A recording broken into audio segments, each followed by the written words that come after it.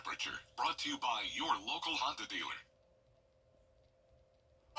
We are going to have a warm and windy end to January and also going to track some rain and storms moving in tomorrow evening. Back to sunshine with a lovely first weekend of February in store. I'll have all those details coming up. Right now on News Channel 6 at 11, the latest on the deadly plane crash in Washington, D.C. We'll have local reaction from Augusta Regional Airport. And a cell phone policy in Jefferson County is looking to keep students focused on classwork. We'll have an update on the policy as your News at 11 starts now. Live from Television Park, this is WJBF News Channel 6 at 11.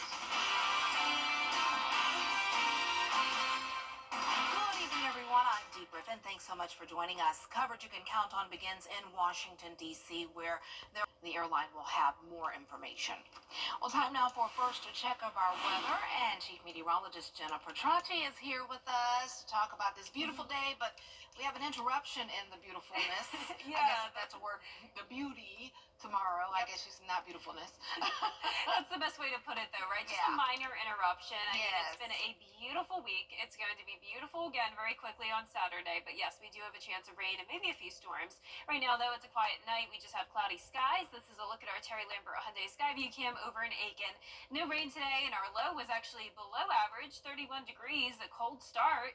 Below freezing even, but today we had a high of 72, so a big difference between our low and high temperature today. Last week our highs were around 31 degrees, so it's definitely warming up, and right now our temperatures are in the upper 40s to low 50s, so it won't be nearly as cold as it was last night. 52 in Barnwell, 50 in Allendale, Millen, you're at 51, Aiken still at 55 degrees, Gibson at 51 as well, 49 in Saluda, 53 in Washington.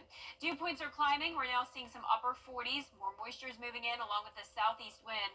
5 to 10 miles per hour sustained. The winds are gusting up to around 15 to 20. Tomorrow morning will be breezy, but we're staying dry over the next several hours. So just the clouds we have to work with now here on satellite and radar. We have a warm front to the north of us, big batch of rain ahead of it, and a few storms here across Mississippi. But no severe weather at this time, and I'm not expecting any severe weather here in town.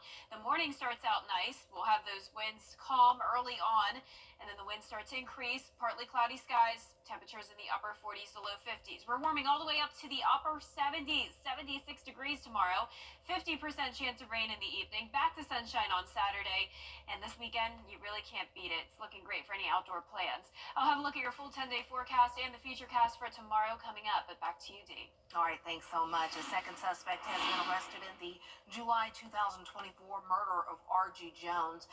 Jaden Polite, was taken into custody by the Richmond County Sheriff's Office. Investigators say he was hiding at a house in Moultrie, Georgia. After a brief standoff, they say Polite surrendered. 2 handguns and a large amount of drugs were found in the home. New numbers out this week show that for students in America, reading is a greater challenge than math, and Augusta is trying to change that with the Get Augusta Reading kickoff. It's part of the Get Georgia Reading campaign. The goal is to raise reading scores. A presentation was made this morning. It's hoped the initiative will raise reading scores. It will focus on 4 pillars. Language nutrition, that's all about the quality and quantity of language exposure for a child. Then there's access, positive learning climate, and teacher preparation and effectiveness.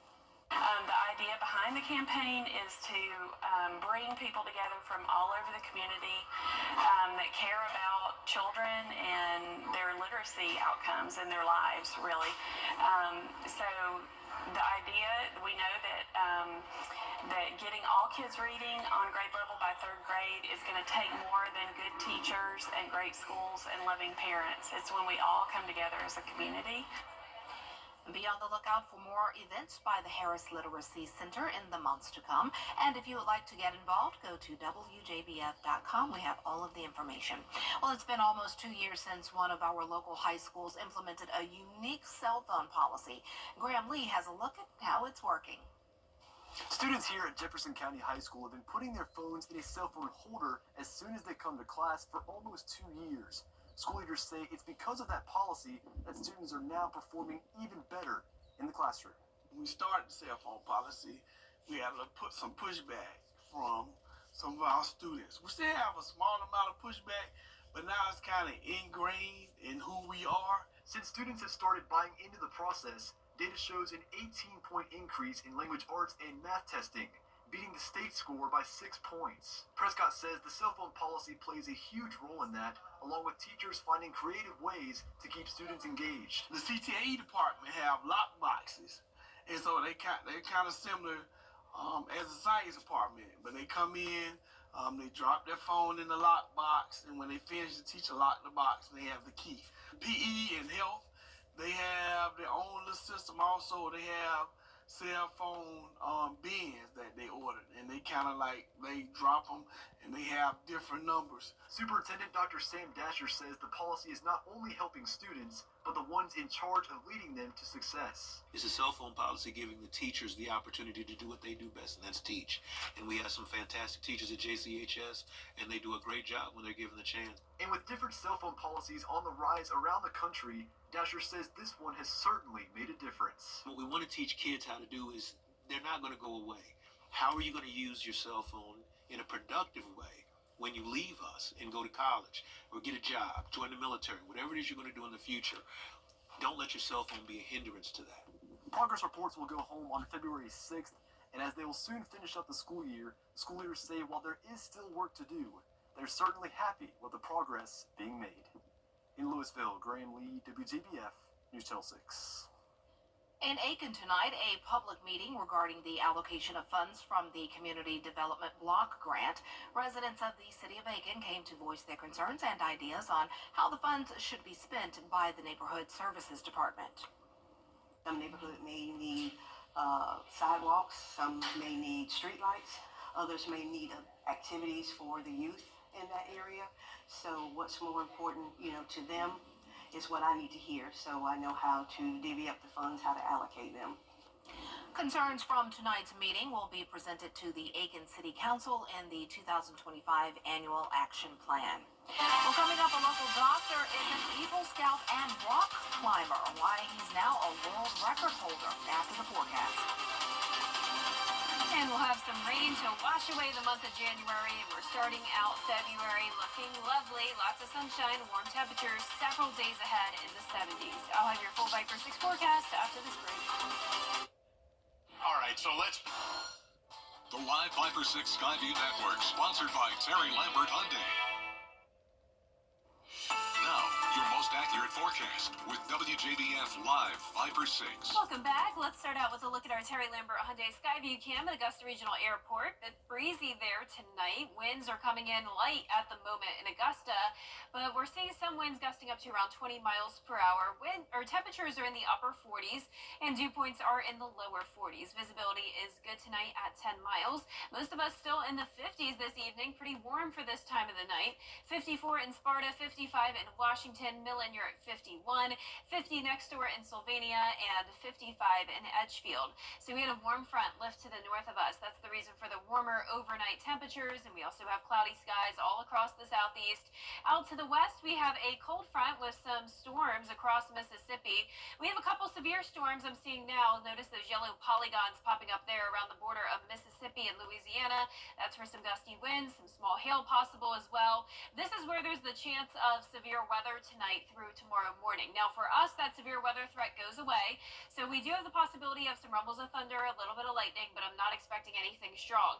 Not expecting a lot of rain here either. This is definitely not going to be a flooding event. At the absolute most, maybe a half an inch to 3/4 of an inch of rain in some of our northern counties. A lot of us will just get up to around 1/4 of an inch. All of us will be pretty breezy though, and these counties are under a lake wind advisory from 10 o'clock tomorrow through the overnight hours into Saturday. That'll be for sustained winds from the southwest, 10 to 20 miles per hour, gusts up to 35.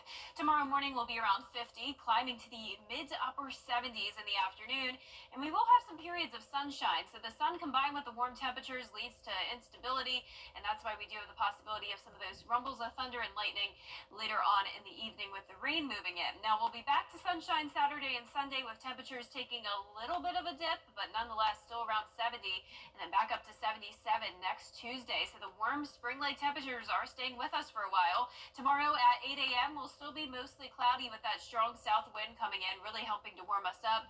Notice some periods of clearing skies here, so some sunshine possible in the afternoon.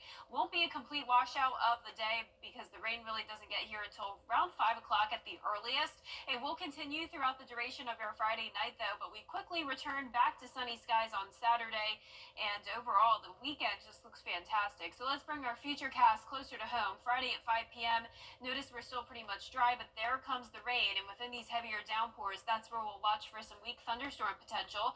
So some areas with the heavy rain could get up to a half an inch, but you can see most of this is looking pretty light. It's out of here by around midnight, and skies will clear, winds will settle down. So there's a look at the rainfall totals, really not looking too impressive.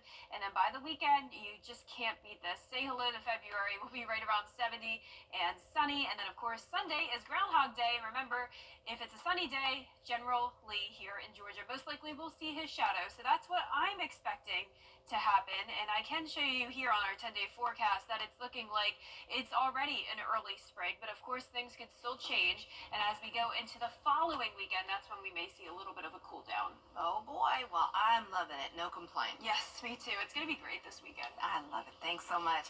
Well, an Augusta native has become a free climb world record holder after climbing some of the highest peaks in California in under 22 hours. Dr. Michael Vale was the keynote speaker at the 2025 Golden Eagle celebration. He and his climbing partner, fellow Eagle Scout Tanner Wanish, is set out to accomplish the challenge of 4 Yosemite peaks within a 24-hour time frame. Dr. Vale gives credit to his time as an Eagle Scout from Troop 2 in Evans for learning to set a goal and work toward it. The scouting program teaches kids to have a passion for the outdoors. That's something I've carried with me my entire life. Today I spend most of my time climbing in national parks, places like Yosemite Valley, and all of that, every time someone asks me, boils down to my time in scouting and scouting program. And being outdoors is such an important thing for kids, and being able to be a part of an organization like this that emphasizes time in the outdoors. Kids learn to be self-reliant in a wilderness setting. They learn to respect nature and also to respect themselves. Absolutely awesome. Congratulations. The Georgia-Carolina Council is welcoming new members. If you'd like to be a part of it, find out how at our website, WJBF.com. Confirmation hearings continue today on Capitol Hill. We'll have the details after. The Trump administration has been vocal. .com or call 803-641-3305. The CSRA is full of amazing women. Women who inspire. Women who innovate. Women who lead. That's why News Channel 6 brings you Women to Watch. On the last Wednesday of each month, News Channel 6 recognizes local businesswomen who are making a positive impact in our community. Nominate someone today at WJBF.com. Sponsored by Goodwill. The CSRA's favorite news app is now even better with easier access to local news, weather, and streaming video. Download the News Channel 6 mobile app. Now, WJBF sports coverage you can count on. The ladies, yes, the ladies of wrestling at Greenbrier High School are making noise on the mats while winning championships along the way, proving themselves to be among Georgia's best in a once male-dominated sport that is rapidly growing in popularity for girls. It's the Wolfpack's 6th year as a wrestling program, and the sport has grown tremendously over the years. In fact, there's now close to 30 girls on the team. The success has also come with the increasing interest. And 2 years ago, Greenbrier went to the first ever state duel, placing 3rd. Then last year they were runner-ups, but they used that as motivation for this season, and well, it paid off, being crowned the 2025 dual state champs. A lot of tears. I think it's finally that moment that we realized that we did it. We finally did it, because the wrestling season can be a grind, and it's a very long few weeks that go by. So knowing that we were able to stay focused and continue to work hard, and knowing that the efforts that we put in this room weren't in vain, and that we were able to go out and get the job done. Next, they'll be hosting the girls' traditional champions on Friday. And it's that time of year once again. Nominations for the All CSRA Sports Awards are now open. We're accepting nominations for varsity athletes from 9th through 12th grades for all sports. That means football, flag football, boys and girls basketball, soccer, cross country, tennis, cheerleading, and more. To see the full list of sports and to nominate your favorite athlete, visit our website, WJBF.com. Click on the CSRA Awards nominations article to find the Click Here to Nominate button. And in pro golf, the 89th Masters Tournament is approaching, and the next stop on the PGA Tour is one of the country's most beloved courses with a trip to this year's Masters in play. The AT&T Pebble Beach Pro Am at the Pebble Beach Golf Links in California underway as of late Thursday morning, with the final round set for Sunday, February 2nd, a star-studded event with 2024 Masters champion Scottie Scheffler making his season debut along with Rory McIlroy and Jordan Spieth. 27 of the top 30 players in the world are in the field. The event's winner set to take home $3.6 million and an invite to the 89th Masters Tournament here in Augusta. And after day one, Georgia grad Russell Henry sits in first place. You can view the first 2 rounds of action on the Golf Channel and ESPN. That's it for sports. We'll be back.